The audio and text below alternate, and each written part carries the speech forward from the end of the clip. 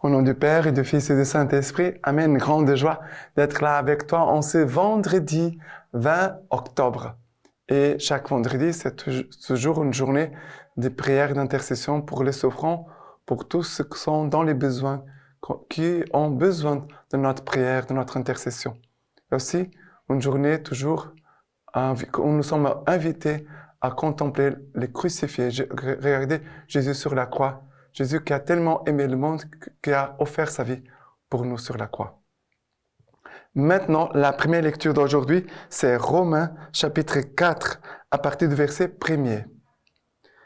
Que dirons-nous donc d'Abraham, notre ancêtre, selon la chair? Si Abraham tint sa justice des œuvres, il a de quoi se glorifier. Mais non, au regard de Dieu. Qui dit en effet l'Écriture? Abraham crut à Dieu, et c'est lui fut compté comme justice.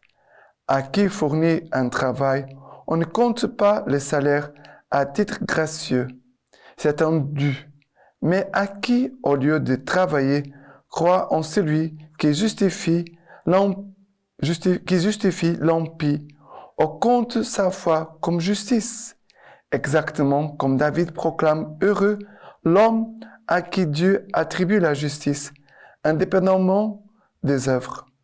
Heureux sont ceux dont les offenses ont été remises et les péchés couverts. Heureux l'homme à qui le Seigneur n'impute aucun péché. Alors ici, c'est Saint Paul qui nous parle d'Abraham en disant, si Abraham tint sa justice des œuvres, il a de quoi se glorifier. Vraiment, Saint Paul nous dit, il a de quoi se glorifier. Pourquoi? Parce qu'Abraham a cru en Dieu, il a cru à sa parole. Abraham a obéi à la parole du Seigneur.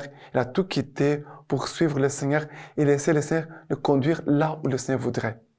Alors, on pourrait dire, mais il a de quoi se glorifier. Paul dit, mais non, au regard de Dieu. Qu'il dit en effet l'Écriture, Abraham crut à Dieu et c'est lui fut compté comme justice. Quel est le mérite d'Abraham? Ça veut dire sa foi. Il a cru en Dieu. Le départ de tout, c'est la foi. S'il n'a pas la foi, la voiture ne démarre pas. La voiture n'avance pas. Nous devons toujours demander à Dieu la grâce d'avoir toujours une foi vive, fortifiée, renouvelée, et aussi d'être attentif au combat, aux tentations du démon pour nous voler la foi, pour effacer la foi, pour affaiblir notre foi.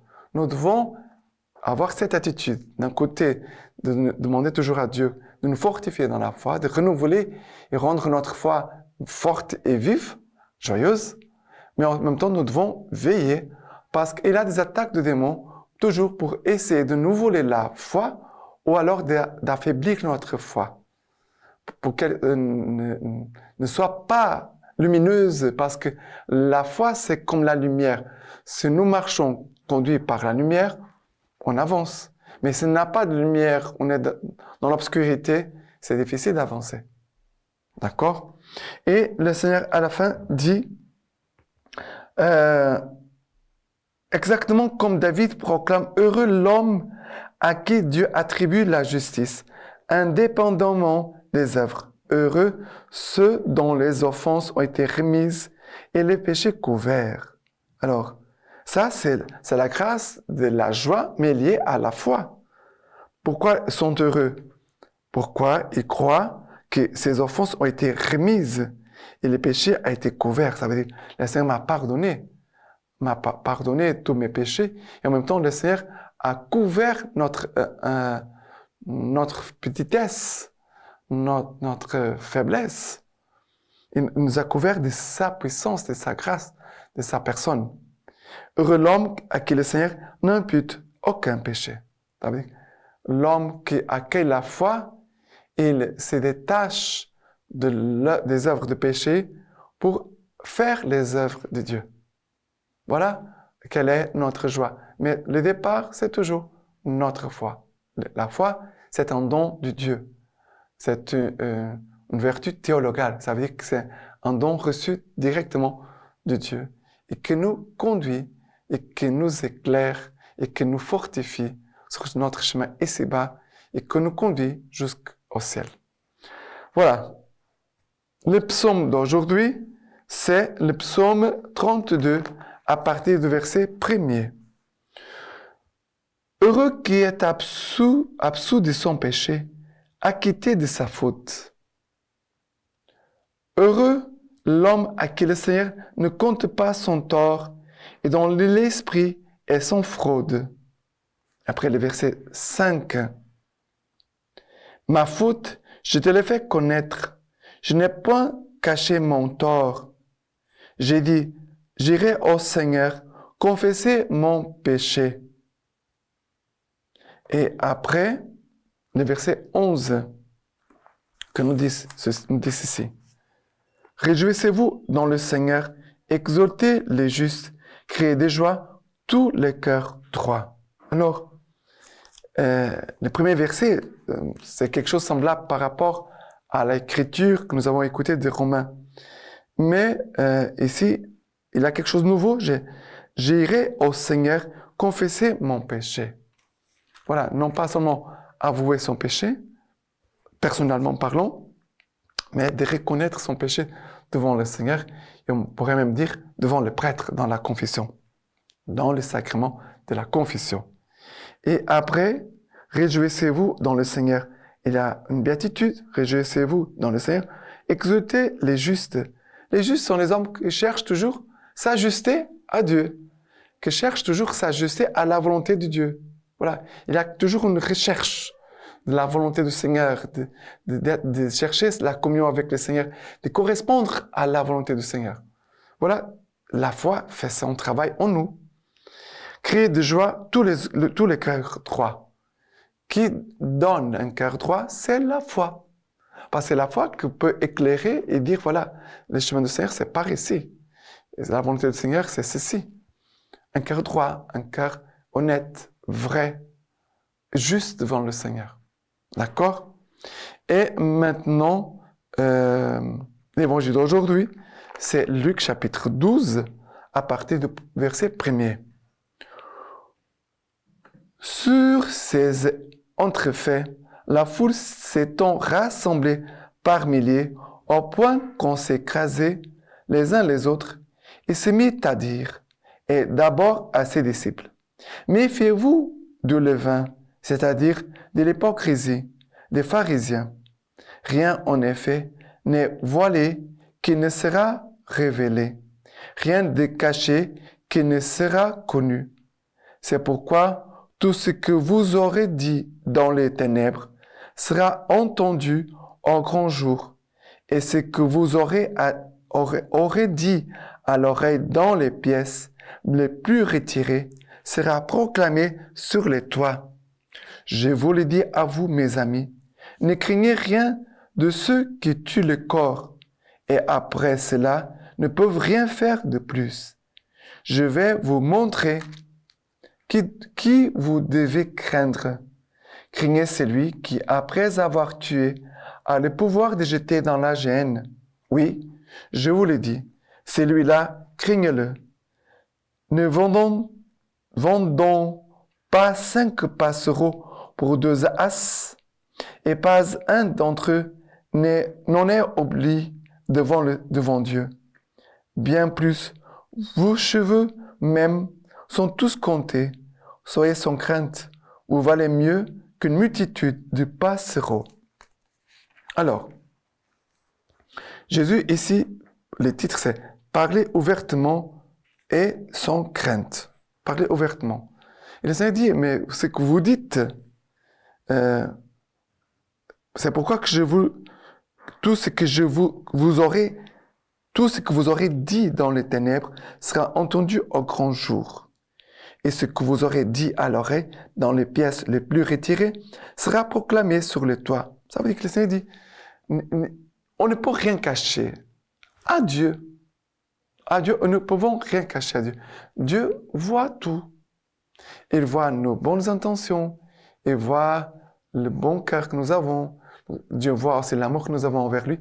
Mais le Seigneur voit aussi ce qui est de l'ordre péché, de ce qui est méfiance, de ce qui est tordu encore en nous, parce que parfois, le péché essaye de corrompre notre bonne conscience, notre bonne volonté.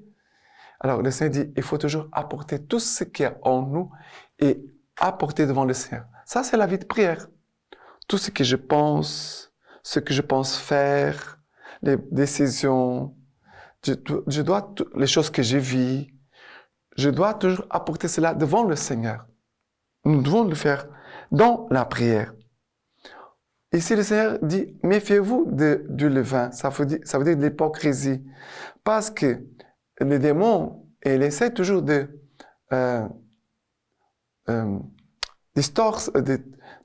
tromper. Ils essaient toujours de nous tromper. Ça veut dire les choses doivent être droites et claires et tordre. Il essaie toujours de tordre les choses. Ça veut dire qu'il y a quelque chose qui est de l'ordre du péché. Il va dire, mais ce n'est pas si grave. Oh, et regarde, il a un côté positif. Ça veut dire qu'il va toujours cacher ce qui est vraiment le péché. Il va toujours mettre une couleur bonne, voilà, en doré. Ça veut dire qu'il essaie toujours de corrompre notre conscience, nos pensées, nos jugements. Ça veut dire notre discernement. C'est pour ça que quand on met les choses à la lumière devant le Seigneur, et on pourrait même dire à notre accompagnateur spirituel, à notre directeur spirituel, là, nous sommes sûrs que rien de tordu, de mauvais s'installe en nous. On doit toujours veiller, toujours bien veiller là-dessus. Et après, Jésus va dire, mais voilà de quoi vous devez craindre. Vous devez craindre celui qui, après avoir tué, a le pouvoir de jeter dans l'enfer. Dans la gêne, c'est l'enfer. Oui, je vous le dis, celui-là, craignez-le. Car quelqu'un peut tuer notre corps, mais ne peut pas toucher notre âme. Et Jésus dit, ne craignez pas celui-là qui peut vraiment blesser, tuer notre corps. Mais celui qui peut vraiment toucher notre âme, oui, celui-là, nous devons craindre. Et en ce moment, nous devons beaucoup prier pour tous nos frères et sœurs chrétiens qui sont persécutés, qui, à cause de la foi, sont tués. Parce que même pour eux, ce n'est pas facile d'être en face de la mort, dans de graves dangers. Nous devons demander pour eux la foi, une foi vraiment forte, au point que devant les ennemis, devant les adversaires, ils puissent rester fidèles au Seigneur et avoir une attitude chrétienne, même devant ceux que sont les méchants, les mauvais. D'accord? Voilà la force de notre prière, la force de notre foi. Et la lecture patristique d'aujourd'hui de Saint Vincent, moine de Léris. Voilà quelques paroles de ce moine. Ne peut-il y avoir dans l'Église du Christ aucun progrès de la religion? Oui, assurément, et un très grand, car qui serait assez jaloux des hommes et ennemis de Dieu pour essayer d'empêcher ces progrès, à condition du moins qu'il s'agisse d'un véritable progrès dans la foi et non d'un changement, car il y a progrès si une réalité s'amplifie en demeurant en elle-même, mais il y a changement si elle se transforme en une autre réalité. Il faut donc qu'en chacun et en tous, et chaque homme, aussi bien qu'en l'Église entière, au cours des âges et des générations, l'intelligence, la science et la sagesse croissent et progressent fortement, mais selon leur genre propre, c'est-à-dire dans le même sens, selon les mêmes dogmes et la même pensée. Que la religion imite donc la croissance des corps dont les éléments évoluent et se développent au rythme des années, mais demeurent eux-mêmes. Il y a grande différence entre la fleur de l'enfance et la maturité de la vieillesse. Et pourtant, ceux qui maintenant deviennent des vieillards sont bien les mêmes que les adolescents qu'ils furent autrefois. La stature et les manières d'un homme peuvent changer, mais sa nature demeure identique, ainsi que sa personne. Les membres des nouveau-nés sont tout petits, ceux des jeunes gens ont grandi, et pourtant ce sont les mêmes. Les petits-enfants possèdent autant de membres que les adultes, et si certains apparaissent seulement à l'âge mûr, l'embryon ne les contenait pas moins en puissance, si bien que rien de nouveau ne se manifeste chez le vieillard, qui n'a d'abord été en germe chez l'enfant. Il n'y a donc aucun doute. La règle de tout progrès légitime et la norme précise de toute croissance harmonieuse, c'est que le nombre des années révèle chez les plus grands la forme des membres que la sagesse du Créateur avait ébauché lorsqu'ils étaient enfants. Et s'il arrivait qu'un être humain prit quelque apparence étrangère à son espèce, soit que le nombre de ses membres augmente, soit qu'il amenuise,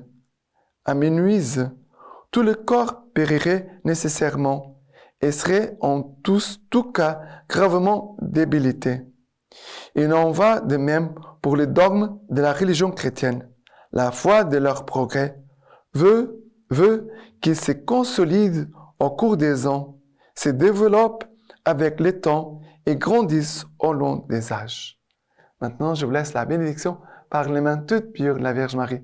Dieu Tout-Puissant vous bénisse et vous garde, le Père, le Fils et le Saint-Esprit. Amen.